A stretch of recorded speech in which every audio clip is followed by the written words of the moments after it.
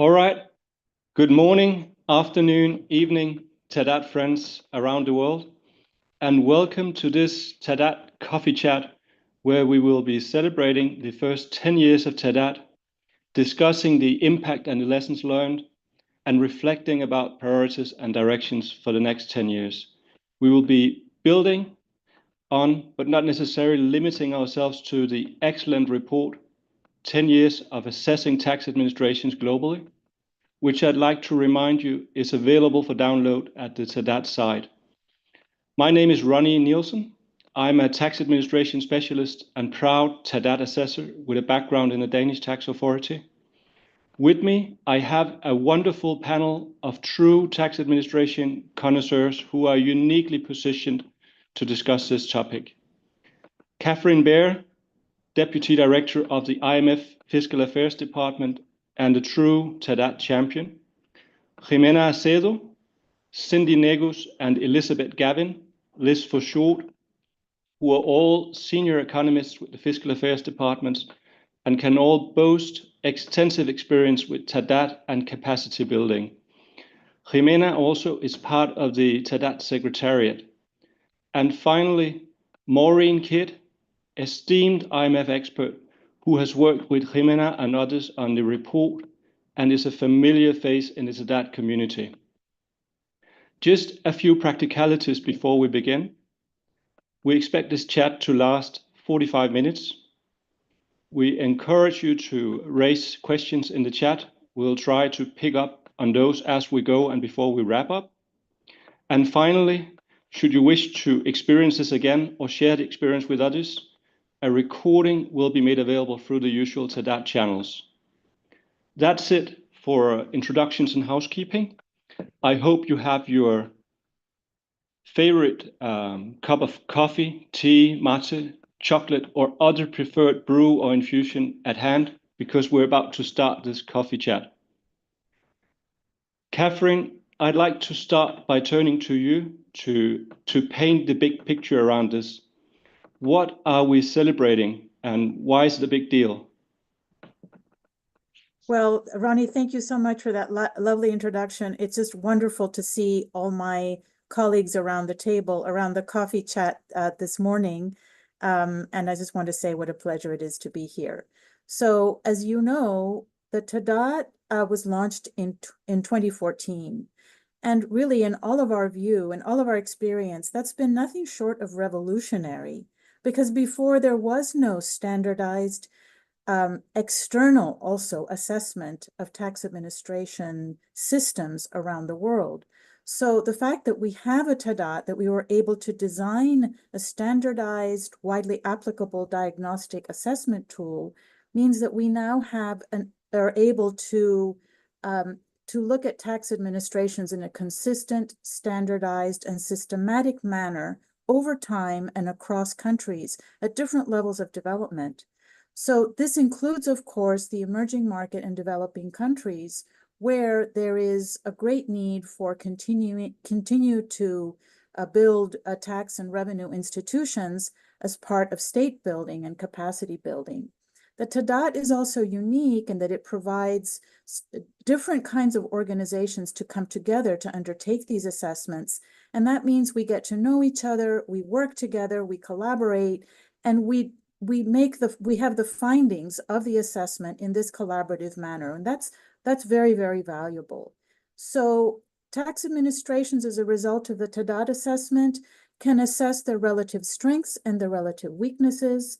This allows administrations to target those areas of weaknesses and also celebrate those areas of strength.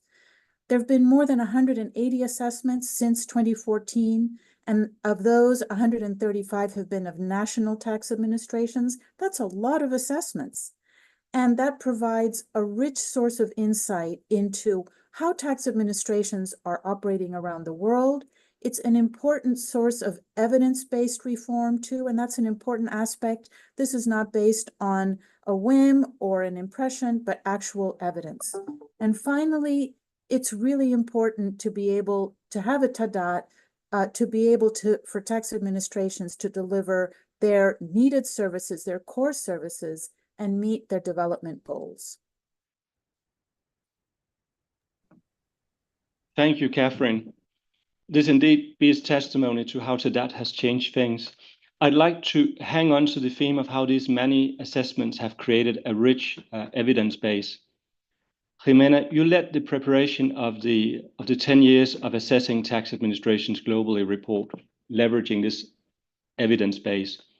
How did you go about assessing this experience? Thank you, Ronnie. I just wanted to say how thrilled I am to share some insights from our recent work.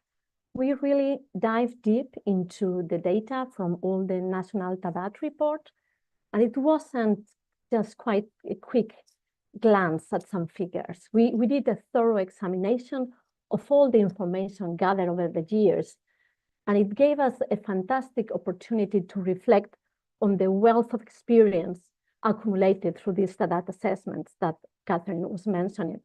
Honestly, putting the study together was quite a task, but it serves as a powerful reminder of all the hard work that has gone into improving tax administrations globally.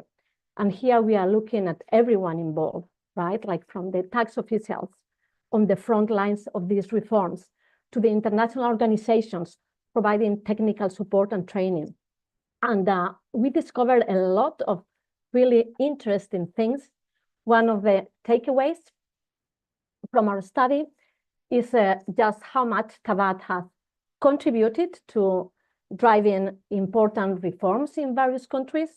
As we explored the data, we came across several case studies that really showcase the impact of the assessments and the capacity building efforts that have taken place in tax administration. And I'm sure my colleagues Cindy and Liz, who have a great handle on this area, will share more on these case studies or any other examples they may have. Another interesting finding we came across is that performance of tax administration systems tend to improve as income level rise, which wasn't really a surprise. We noticed that advanced economies consistently showcase more good practice in all areas of the tax administration, followed by emerging markets and low-income developing countries. That said, it's worth mentioning that we found some great examples in both groups where countries have successfully implemented many good practices in the tax administrations. Another interesting finding is that the performance of the tax administrations vary quite a bit across regions and within the regions, varies across the different sub-regions. And just another key takeaway is the insights we gain from looking at the strengths and weaknesses at aggregated level. Thank you, Jimena. I like this systematic approach to learning from a systematic framework. Maureen, you work with Jimena on the report. What are some of the strengths and weaknesses identified? Thank you, Ronnie, and thanks to everybody, well, to Catherine, Jimena particularly, for inviting me to participate today. As Jimena has alluded to, we had a veritable mountain of data to go through, which was interesting given the volume of TADATs done, and we limit ourselves to national TADATs, so there was more that could have been done. And at the POA and then breaking it down to try and, of course, discern patterns and to see what overall outcomes were. And there were some surprises and then some findings that were less surprising, if I could say. Starting with the strengths, or even before I speak to strengths, overall, I would say categorically, the fundamentals are in place. You know, there was no sort of shocks in that way that the sort of register, file, pay, and verify accurate reporting. Countries definitely had the systems there, but there were large variations as to how well they were doing things. The strong points, perhaps not surprisingly, voluntary compliance, you know, the sort of taxpayer service, some might call it the sort of softer skills in tax administration. Countries generally were very strong in their ability to make sure basic information was out there. They were able to provide guidance to taxpayers. The core businesses of filing and payment systems were in place, and with, in particular, the ability to provide advance payments and withholding. Countries across the board were well over 90% at the A level. So that really tended to push the scores in those particular areas up. Dispute resolution. again, not necessarily a soft science within tax administration, but one that is kind of a little bit more contained. The results in that particular POA were good as well. And revenue forecasting was another area that countries worked well, and they worked well with ministries of finance. So these were the sort of a handful where the way that the report is graded was sort of showed up quite strongly. So that's the good news. With the good news shifting to where we see some surprises in areas where really there is room for improvement. Let's take registration and the notion that everything is so fundamental to how accurate is our taxpayer register. Well, there was fairly extreme weakness in that particular aspect of the TDAT.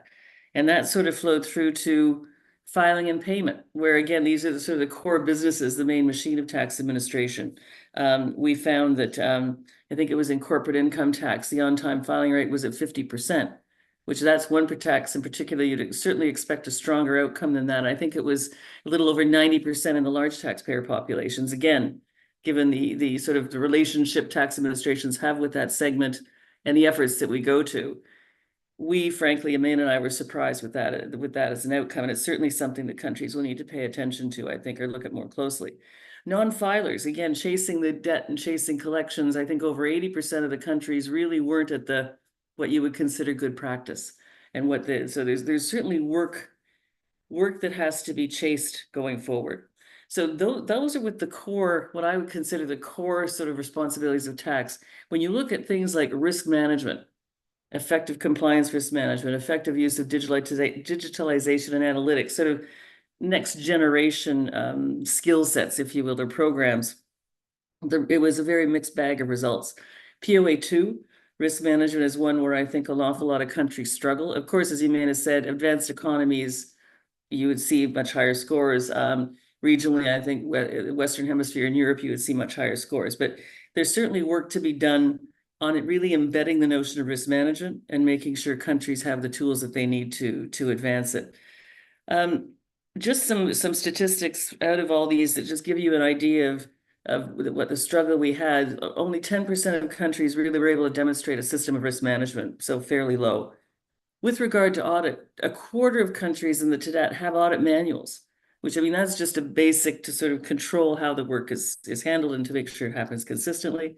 And an equally small number had audit to quality assurance to make sure auditors are acting in a way that's, consistent and fair, et cetera, et cetera. Only half of the administrations had any unit that looked at internal affairs.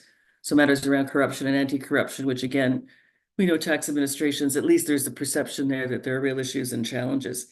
And I guess a final comment I'd make, we looked at, you'll see in the report, there's a transparency index. And so we went across to that. We just didn't do POA to POA. We sort of tried to tease out themes. And one of them was governance, performance, transparency. And so we pulled aspects that were related to monitoring anytime something had to be counted and reported on. And again, the results there were quite variable. And I think we found between 10 and 15 numeric indicators where often the poor scores were related to the tax administration didn't have the information or couldn't give us the information. And if you consider that these are aspects of tax administration oversight that if you were in the leadership of the administration, these are things that should be on any executive dashboard. It was kind of surprising that it wasn't so much the performance was bad, they weren't able to actually provide the information to the TDAT assessors. And in any TDAT I've been on, we certainly encourage the leadership to look at this closely because these are things that they should be watching on a very, very regular basis. So I think that's globally what I would say. I've ended with the weaknesses. So it sounds like it's a bad news story overall. It's certainly not, but I think it shows a clear pathway for future reform plannings in these individual countries and globally, where our efforts on capacity building and how we've tailored and targeted this may inform future efforts and future programming. Thank you, Maureen. You certainly hammered home how fundamentals are in place, but there are a great number of things to improve on. The report also shows a few examples actually of backtracking in the repeat assessments, although fortunately more in the way of success stories. Jimena, there's a whole section dedicated to using TDAT as a baseline or an instrument to measure progress. Could you speak a little bit to that? Right, Ronnie. In our analysis, we focus on 23 countries with repeat TADAT assessments. And I must say it was quite an enlightening journey. I really enjoyed. We took a close look at the scores from these repeat assessments and compared them with the scores of the first assessment, which was essential for understanding the impact of the reform programs in these countries. So this before and after comparison really gets to the heart of measuring the impact of reform programs. And it was not just looking at numbers, it was about understanding how these reforms are making a difference. And when we compare the scores, the results were indeed encouraging. While we did notice some instance of backtracking on certain countries or aspects, but the overall picture that emerged was one of progress. And that's really what we want to focus on.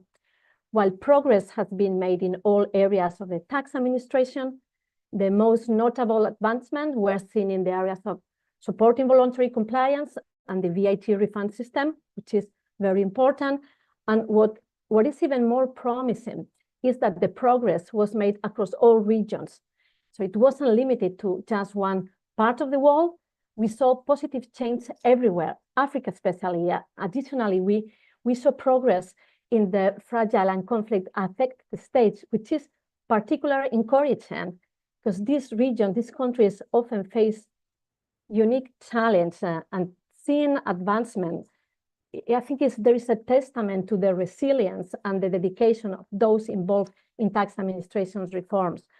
And my last point is that we found that something that really underscores the power of TADAT, which serves not only as a diagnostic tool, but also as an evaluation tool, because it helps us to monitor progress in the tax administration that goes beyond merely looking at revenue results.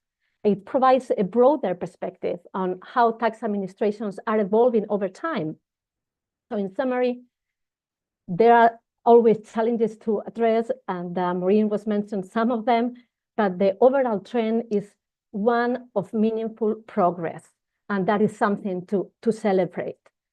And it reflects on the commitment to improving tax systems and all the collective efforts of the stakeholders that Catherine was mentioned, and that are involved in this. And there are many nice examples that my colleagues can bring in.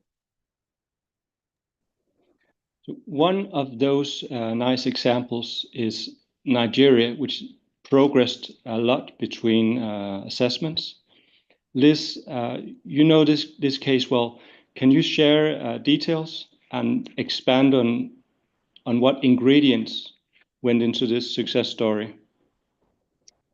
Thanks, Ronnie. I'm happy to do so. As Jimena's already mentioned, there were many African countries that have requested repeat TADATs. In fact, over half of the 23 are from the African continent. And Nigeria is one of them, biggest population, biggest country in terms of population in Africa. And they undertook their first TADAT assessment in 2018. When I was able to visit the Federal Inland Revenue Service, or FIRS for short, as part of a mission team in 2019, there were TADAT posters in evidence on all the walls, even in kind of reception areas.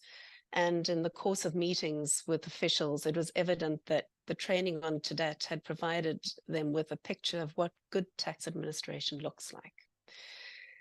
So the FIRS executive chairman requested a repeat TADAT assessment, which was duly undertaken in 2023. And the request was made so that progress in key performance areas could be assessed, given that there were various reforms that had been implemented, in particular those aimed at improving tax compliance and the digitalization of various processes.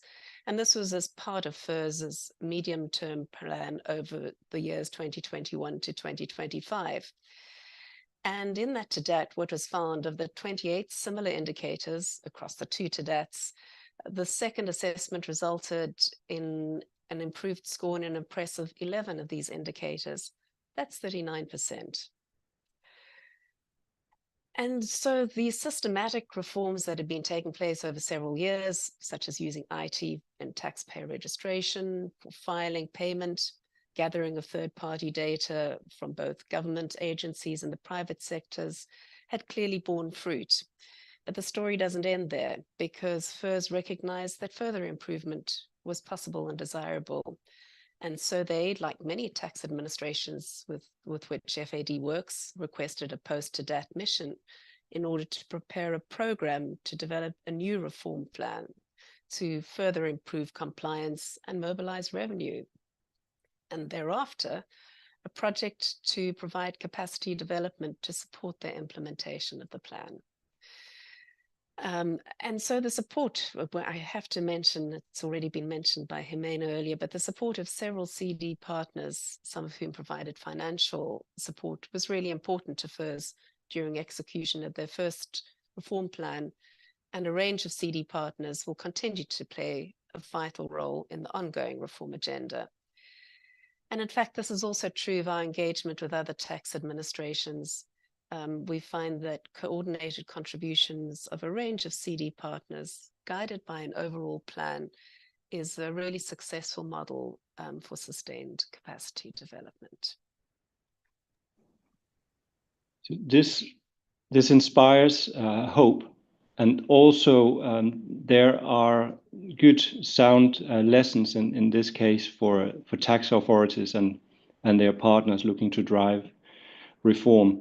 Now, when TDAT was first introduced, I remember often hearing discourse that this was a good thing for developing countries, but less relevant for developed countries, supposedly.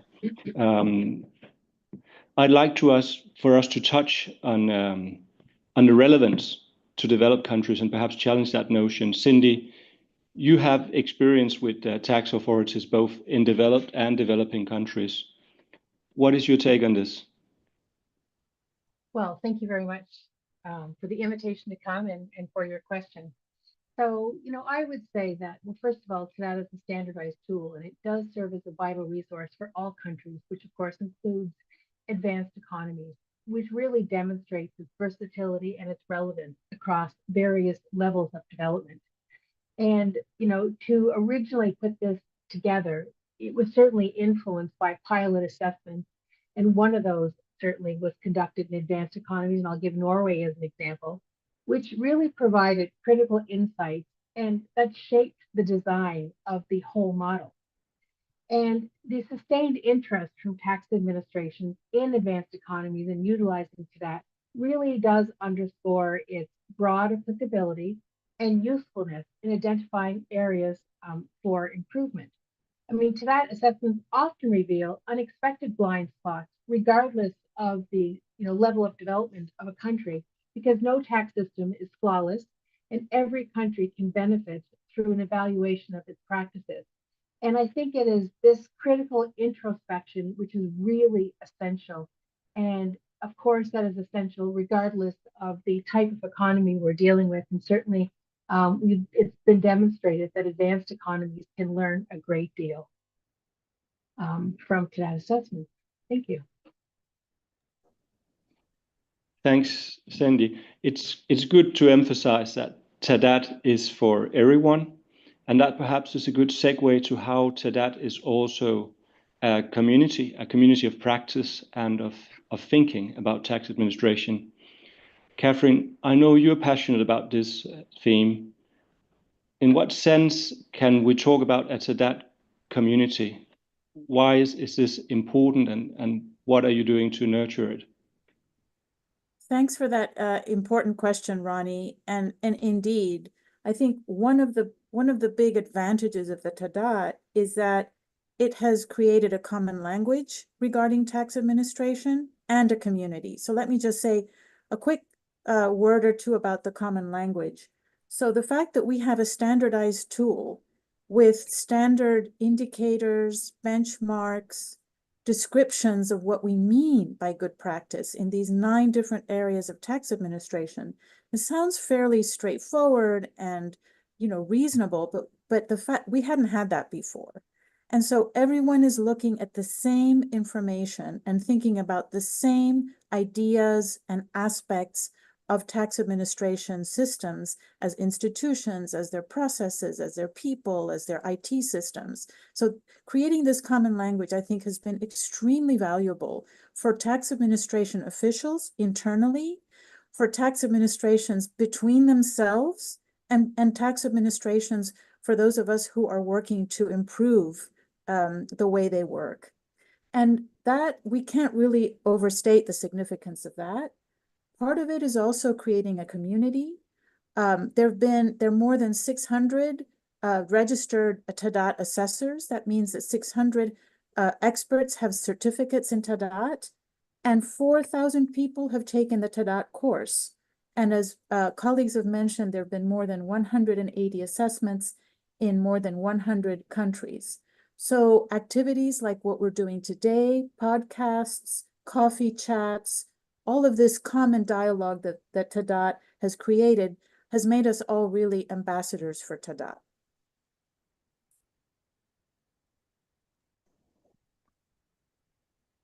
Thanks. I think it's important how we have this shared language around what good looks like. That contributes to a sense of transparency around where you are relative to those standards and what choice you make to position yourselves.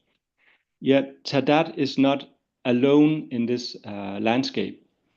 Liz, can you perhaps share your reflections on what other tools are out there that complement TADAT and how these relate to each other? Sure, Ronnie. Yes, there are a number of tools today that FAD uses that does promote transparency about tax administration practices, and not only about the good ones, but also about areas where tax administration practices might in fact need to be improved. And transparency by tax administrations, for instance, in the context of TADAT, to stay with TADAT for a moment, in making public their TADAT reports, it may well play a role in building a trust relationship with taxpayers and citizens through demonstrating their accountability. And of course, taxpayer trust, we believe, is really important in growing compliance with the tax system. So to move on to another tool that also places information about tax administration's foundational structures, their practices, their performance in the public domain, is the International Survey on Revenue Administration, or ISORA for short. So ISORA is designed and administered by 5 international partners: the Asian Development Bank, 2 regional tax organizations, SEAT and IOTA, the IMF, of course, and the OECD. And ISORA affords participating administrations the opportunity to share information on their administration's practices and performance on an annual basis, and indirectly, and we mentioned this earlier in the conversation, on the value they place on monitoring and measuring their performance and the way they manage data to support this. And incidentally, there's some overlap in the quantitative measures that are covered in ISORA and the appendix tables into TADAT, such as metrics for filing payment and arrears.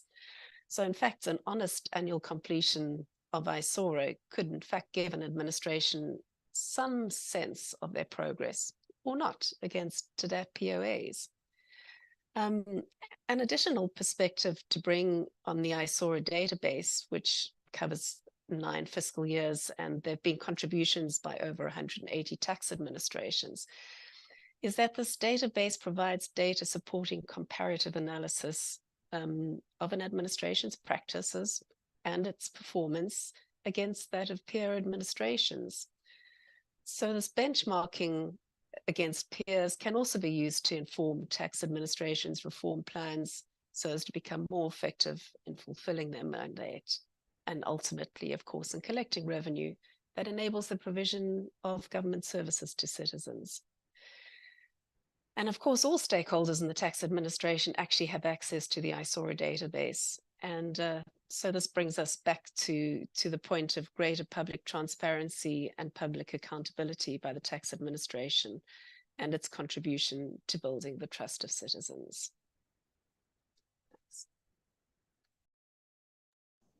So just like transparency on norms can drive taxpayer compliance behavior, transparency on performance relative to good practice can drive tax administration reform.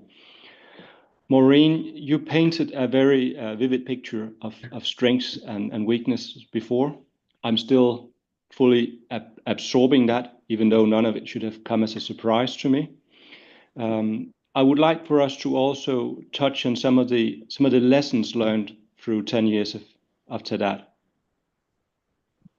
Sure. And I think to start, I would pick up on a point that Catherine made and a point that Liz made. First of all, the fact that TADAT did fill a gap. You know, before 2014, we were going to countries and we were doing diagnostic assessments and coming up with the game plan. And we tried to sort of occupy the strategic high ground to get others working with us. And that worked.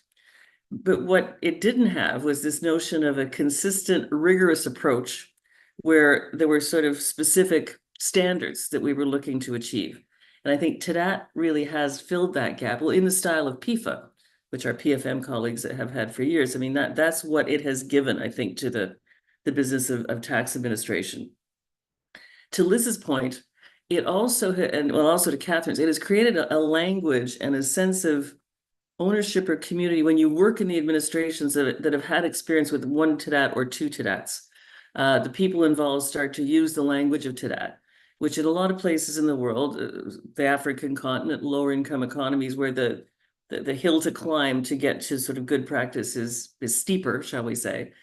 That is a bonus that sits outside of the formal assessment process. That language starts to permeate, you know, from the leaders that are leading the POAs, but down into their teams and their own individual operational plans. And I think that is something that is hard to quantify in an exercise like what we've done, but certainly can't be ignored, that it's got a outside sort of formalized training or real lift experience with these officials. And I think that's a good segue for me to shift into the TADAT is one thing, but then what happens with the TADAT? What are countries doing with it in the aftermath? And the extent to which there can be support by a variety of stakeholders, not just the IMF, to reform plans going forward. And by that, I mean, I think what's important there is countries have followed advice to have strategic and operational plans. They have this sort of planning dynamic happening. Well, how does all this come into that? You know, is there a sort of standalone TADAT reform plan? Maybe not the greatest idea. Or is it fully sort of embedded into the planning tools and it becomes part of the fabric of what the administration itself believes has to be the way going forward. Now, and to do that effectively, the administration has to embrace it, but the administration also has to be talking to other stakeholders in the language of TADAT. I was just on a call with one country where Liz and I had worked on a TADAT where they're very keenly engaged, but they're also, the UNDP is with them doing a workshop on a particular subject area. Well, the administration is forcing those results to come into the sort of the framework of the post-TADAT work that they're doing. And I think that's a good thing, to move forward in a deliberate and coordinated way. And for these countries to be able to message to those trying to provide some sort of support, well, thank you, but this is we're determining what our priorities are based on this work we've done or with the TADAT teams to assess. And the interest level that I've seen of people who sit on the other side of the table from us to then learn the tool and to become assessors and to want to become part of this whole process, it's quite fascinating to see that. So it also has a knock-on effect in terms of just the overall, you know, from middle level officials upward, the professionalism that's brought to bear in this sort of community of tax administration.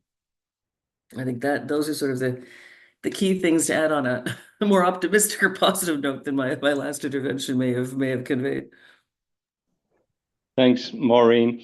I'd like for us to get into an example of how this dynamic of TADAT feeding into a reform process and IMF assisting with this might play out in practice. Cindy, I know you have a good example. Yes. So, you know, I'm going to give you the example of Sri Lanka. So in 2023 of January, it was after Sri Lanka had reached a staff level agreement with the IMF. They were still awaiting board approval for a really important lending program, trying to address the country's really pressing economic challenges. And so at that time, recognizing the significant revenue needs that the country would need, we undertook a TDAT assessment to really provide a good analysis of the nation's tax administration capabilities. And of course, as everybody has already talked about, this assessment aimed to identify the relative strengths and weaknesses within Sri Lanka's tax system, which would enable the stakeholders to get a clearer understanding of the landscape. And I mean, the reality was that Inland Revenue Department really didn't know what they were doing wrong or what they should be doing, and maybe what they weren't achieving or how they could do things better. And, the results of the assessment really did prove to be instrumental, because that really is what kind of catapulted or launched a really intensive reform program, tailored obviously to tax administration, efficiency and effectiveness. And through the assessment, we were able to pinpoint specific areas for improvement. For example, CRM, taxpayer services, revenue collection. And the findings really did guide the prioritization of reforms, which were really important for bolstering revenue generation. But also, we could see that those reforms were really closely aligned with the obligations that were set forth by the extended fund facility arrangement. So this alignment was really important, because it ensured that the reform initiatives were conducive to meeting the conditions of the lending program, but they also, simultaneously addressed structural weaknesses within the tax system. And they also helped ensure that the approach to reform was strategic, allowing Sri Lanka to focus its efforts on critical areas that would really enhance its fiscal sustainability and economic resilience. Again, the very broad objectives of the lending program. And, the last thing I will say is that throughout this process, the TDAT really facilitated collaboration among stakeholders, including, government officials, tax administrations, and then, of course, the development partners, which created a platform for knowledge sharing and capacity building. And this whole collaborative effort reinforced the importance of transparency and accountability.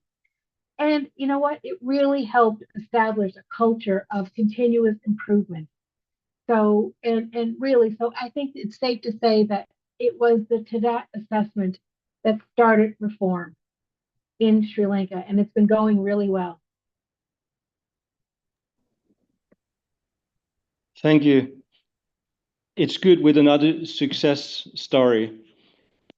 I think it's a success also how TDAT has managed to stay relevant for 10 years at a time when then tax administration and the landscape around tax administration has changed significantly. And of course, we have to think about how TDAT will stay relevant for the next 10 years. Jimena, I'd like to pass to you to discuss what are some of the big changes happening, and how will TDAT have to evolve to stay relevant?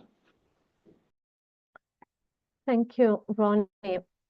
It's pretty amazing when you stop and think about how much has changed since TDAT was launched a decade ago. It's been quite a journey, especially in the way tax authorities operate. These days, we are seeing a real shift to more digital and data-driven approaches. And on top of that, the world around us is changing too. We are seeing more digital business models popping up here and there, and they are really reshaping the economy. And this is just not a passing trend, it's a fundamental change in how business operate and engage with the tax authorities and with tax systems. Plus, we can't overlook the impact of the global pandemic, which brought about some unprecedented challenges, and tax authorities had to quickly adapt to make sure they could keep providing essential services during such those hard times. And amidst all these changes, TDAT has demonstrated remarkable resilience, and one of the key reasons for it is this strong focus on outcomes. These performance outcome areas, POAs, that TDAT established continue to hold relevance. It is crucial that we revisit some of the indicators that we reflect, and this reflection will help ensure that TADAT remains aligned with the evolving landscape of tax administrations, as you were mentioning, Ronnie. So I could say, as we look to the future, it's obvious that TADAT needs to keep evolving, and the TADAT team, along with our partners, is already in early stages of adjusting the tool. We are focusing on incorporating real-life examples, and honestly, it's such an exciting time for TADAT. Thank you, Jimena. But don't adjust it too much. Clearly, there are elements that work well. I think especially the focus on outcomes has been wise and has contributed to the resilience of the tool. Now, I was planning to catch up on questions in the chat. There are no questions in the chat yet. We have almost used our time. So I want to start wrapping up. We've had a rich conversation covering the achievements of TADAT, the achievement of the tax authorities that have used TADAT, the challenges, priorities ahead, the continued relevance of the tool. I want to pass to you, Catherine, for final remarks before we close. Thank you very much, Ronnie, and delighted to offer some reflections on this really interesting coffee chat. I think what reminds me from everything you all have said is that TADAT is truly a public international good. And part of the reason I think it has remained relevant and respected by so many countries is the fact that it was designed with that in mind by many people. It was not just an IMF participation. We certainly host the Secretariat, but the fact that many other international and regional organizations were involved in thinking about what is good practice, also our regional tax administration associations and bilateral representatives in the voices. So this is a collaborative and international reflection of what we all consider to be good tax administration practices. And I think that goes to the point that many of you have identified. This is why it has created a common language, because it comes from many, many different stakeholders' inputs. And so we've seen that this standardized, systematic, external evidence-based assessment is working. Thanks to everybody who's been investing in it and will continue to invest in it. We also thank our partners who have allowed the TADAT Secretariat to finance the TADAT Secretariat's operations, and all those partners who have funded their assessors' participation in the TADATs. There continue to be clearly enormous needs ahead. This is, in some way, an important contribution, but still a drop in the bucket. We know that there's a lot to be done to strengthen tax capacity and state capacity in the developing world. And so that TADAT will remain relevant, and we will try our hardest to make sure that we change it in the right way so that it continues to be relevant. And we really look forward to continuing to have this tool contribute to institutional strengthening of tax administration systems around the world. Thank you, Catherine. Thank you, Cindy, Jimena, Liz, and Maureen. It's been such a pleasure. It's been an enlightening coffee chat. Thanks to all our listeners in the TADAT community and beyond. Let's join forces for TADAT to continue to have relevance and impact in the 10 years ahead.